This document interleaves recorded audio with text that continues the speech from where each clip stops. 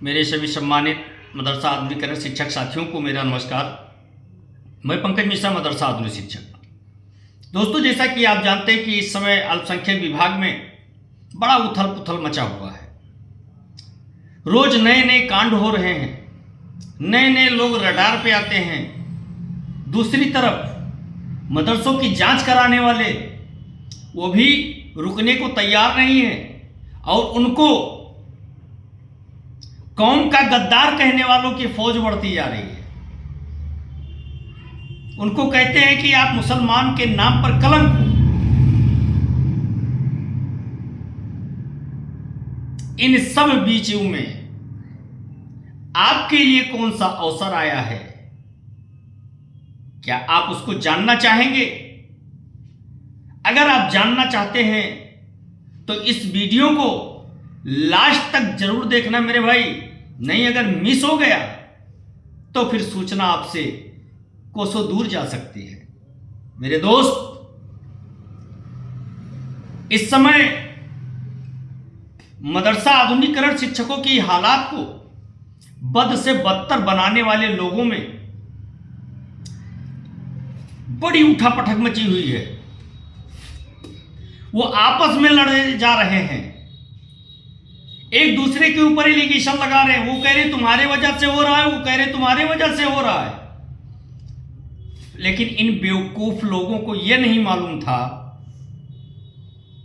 कि ऊपर वाले के यहां देर जरूर होता है, और देर इसलिए होता है कि आपको सुधरने का मौका मिलता है और फिर भी नहीं सुधरते हो तो वहां अंधेरा कभी नहीं हुआ है। ऐसा साफ उजाले में सजा दी जाती है कि उसके सजा से शायद ही इस दुनिया में कोई बचा हो। जैसे भी ताजा मामला उत्तर प्रदेश में एक जिले में एक मुस्लिम युवक थे, सलीम वास्तिक। कुछ लोगों को उनकी बातें बुरी लगी। वो कुरान का हवाला दे करके सवाल जवाब करते थे और चैलेंज करते थे कि अगर मेरी बात गलत है तो उसको गलत साबित करके मुझे बताया जाए। ये कुछ लोगों को बुरा लगी और कट्टरपंथी की भेंट चढ़ गए। उनके गले को रेत करके उनकी हत्या करने का प्रयास किया। लेकिन ऊपर वाले का लाख लाख शुक्र था कि फिलहाल वो इस समय ठीक हैं। लेकिन वो ये भूल गए थे कि उत्तर प्रदेश में हम हैं, बुलडोजर बाबा की सरकार है, इनकाउंटर बाबा की सरकार है, और एक एक करके उन दोनों अपराधियों का इनकाउंटर हो गया। तो दोस्तों, बुरे कर्मों का बुरा नतीजा होता है। इसी नतीजे में आगे शेषनाथ पांडे जी, जो अल्पसंख्यक विभाग के संयुक्त निदेशक रहे, ये पांडे जी इतना बुद्धि लगा दिए कि इनके आगे के सर का बाल खत्म हो गया। इस योजना में घोटाला करने में इतनी बुद्धि तेज इन्होंने अपनी कर दी। और ये पांडे जी ये भूल गए थे कि जब पाप का घड़ा भरेगा तो फूटेगा जरूर। और वो ऐसा फूटा कि वो कहीं मुंह दिखाने लायक नहीं रह गए मेरे भाई। सस्पेंड तो हुए ही हुए, बर्खास्त हुए ही हुए, उसके साथ साथ पूरे भारत में उनको कोई नौकरी नहीं दे सकता है। इस तरह से उनके ऊपर क्रेडिट पे लिखा गया है। क्यों? क्योंकि 15 एलिगेशन उनके ऊपर लगाए गए थे और 15 में 14 साबित हो गया। लेकिन ये तो कुछ दूसरे ही विचारधारा के थे। ये जयचंद थे, इनको जयचंद कहा जाएगा। जयचंद का काम करते ये लोग, अपना निजी कोष भरने के लिए लोगों की जिंदगियों के साथ खिलवाड़ करने वाले लोग हैं। अपनी प्रॉपर्टी बनाने के लिए आतंकवादियों से भी इन्होंने पैसा खा लिया। इनका तो इनकाउंटर होना चाहिए पांडे जी का, क्योंकि इन्होंने तो वो काम किया है जो देश के विरुद्ध गतिविधियों में पाए जाने वाला व्यक्ति इनके हस्ताक्षर से आजमगढ़ में पैसे उठा रहा था, वो भी मुकदमा हार चुका है। उसने एक लड़िया के आगे काठ बहाने का प्रयास किया था, लेकिन वो भी उसकी चाल फेल हो गई। ऐसे कई संदिग्ध मामले पाए गए जो बिना किसी लॉजिक के, बिना किसी नियम के उन मदरसों को पैसा इन्होंने दिलवाया जो मदरसे अस्तित्व में ही नहीं है। उन लोगों को पैसा दिलवाया जो विदेशों में रह करके हमारे देश के खिलाफ षड्यंत्र रच रहे थे और हमारे देश का तनख्वाह खा रहे थे। यहां तक कि रिटायर होने के बाद भी उसको पेंशन हर महीने जाता रहा। तो क्या अधिकारियों के बिना मिली भगत के, बिना प्रबंधक के मिली भगत से, या बिना मैनेजर के मिली भगत से? ऐसा तो नहीं हो सकता है कि ये पूरा मामला कोई जानता ही ना रहा हो और उसको पैसा जाता रहा है। मेरे भाई 15 मामले उनके ऊपर दर्ज कराए गए थे, जिसमें से 14 लीगल पाया गया है। अब बताइए कि ये व्यक्ति कितने हद तक गिरा और नीच था, कितना बड़ा करप्ट था ये बंदा, और योजनाओं को अपने पद का दुरुपयोग करते हुए ऐसा डाइवर्ट किया इसने एडेड मदरसों में कि आधुनिकीकरण शिक्षकों को ले डूबा। इसने कभी आधुनिकीकरण शिक्षकों के लिए सही रिपोर्ट नहीं भेजी शासन को। जब कभी भी इसके पास वो रिपोर्ट गई तो उसको इसने दबा के बैठा, ये दबा के रखा, इसने आगे नहीं जाने दिया, उस रिपोर्ट को बदलवा दिया। इसके सलाहकार माननीय आरपी सिंह जी रजिस्ट्रार, उन्होंने भी बहुत बड़ा खेल खेला। मैं योगी जी से आग्रह करना चाहूंगा कि एक जांच और करा दीजिए अल्पसंख्यक विभाग में, कि जो 2023 में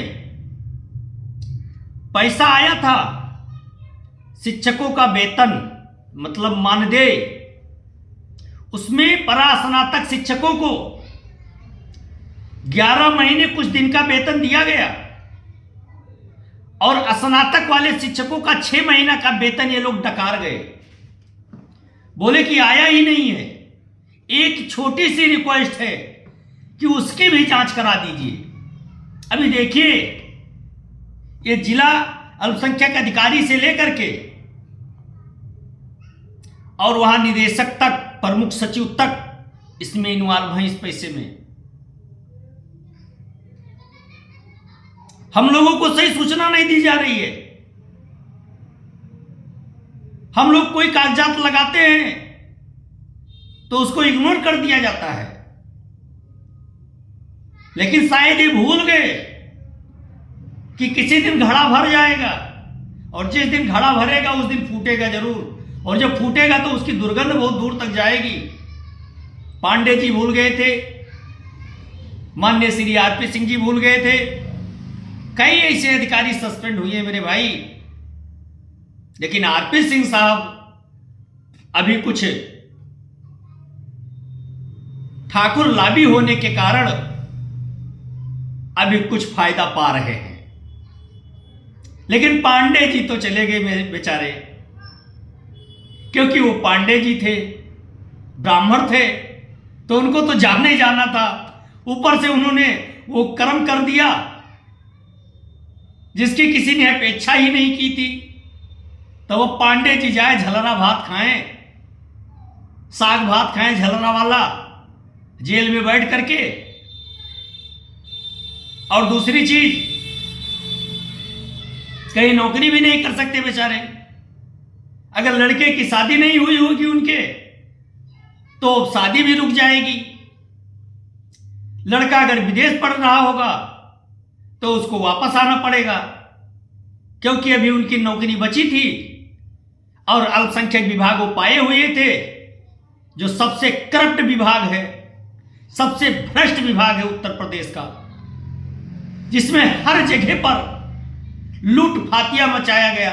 यहां तक कि मान्यता दिलाने से लेकर के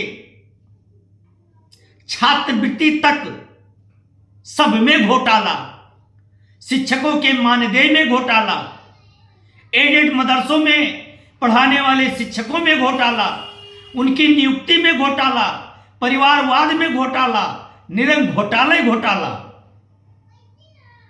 और सब कुछ साफ साफ दिखता हुआ आधुनिकीकरण, शिक्षकों का चरित्र, फिर भी उनको कलंकित करके और उनको बाहर का रास्ता अपना दिया। ये इन्हीं अधिकारियों की मिली भगत से हुआ है मेरे भाई, क्योंकि ये सब आस्तीन के सांप थे, धीरे धीरे करके निकल रहे हैं। मंत्री जी की बात इन लोगों ने नहीं मानी, जो सदन में बैठ करके और कैबिनेट की मीटिंग में, फिर सामूहिक मीटिंग में, फिर एकल मीटिंग में, अधिकारियों की समीक्षा बैठक में, हर एक मीटिंग में दानिश आजाद अंसारी साहब ने आधुनिकीकरण शिक्षकों के फाइल को कंप्लीट करने के लिए बार बार कहा। लेकिन ये पांडे जी, आरपी सिंह साहब जैसे करप्ट और भ्रष्ट अधिकारियों की वजह से आज तक हम लोग बेगाना बने रहे। हम लोगों का कोई काम नहीं हो पाया, हम लोगों की जिंदगी को इन लोगों ने नरक बना दिया। ऊपर वाला आज चुन चुन कर हिसाब ले रहा है इन लोगों का। और अभी तो अभी बहुत सारे लोग जाने वाले हैं, इसमें बचेगा नहीं कोई, एक एक जाएगा, जाएगा जरूर। क्योंकि जैसे जैसे परत खुलती जा रही है वैसे वैसे ये पकड़ते जा रहे हैं। अभी मैंने देखा एक व्हाट्सएप ग्रुप पर एक शिक्षक है या कोई है, मतलब मुस्लिम भाई है कोई, उन्होंने एक जांच के लिए सरकार को लेटर लिखा था। उस पर कई लोगों ने अपनी प्रतिक्रिया दी है कि ये कौम के गद्दार हैं। अगर गलत कामों की वो जांच करवाना चाह रहा है तो कौम के गद्दार कैसे हो गया भाई? क्योंकि गद्दारी के वजह से ही आज, गलत कामों के वजह से ही आज, भ्रष्ट तंत्र के वजह से ही आज आधुनिकीकरण शिक्षक बेरोजगार हुए हैं। इस बात को क्यों नहीं समझ रहे हो आप लोग? अभी भी आपके मन में दया भावना आ रही है इन बेईमानों के लिए? लानत है आप पर। आप अपने आप को एक सच्चे मुसलमान कहलाने के काबिल नहीं है। जो गलत कामों का समर्थन करे वो सच्चा मुसलमान नहीं हो सकता है। दोस्तों, मेरी बात बहुत लोगों को चुभेगी आज की बात, लेकिन चुभे तो चुभे।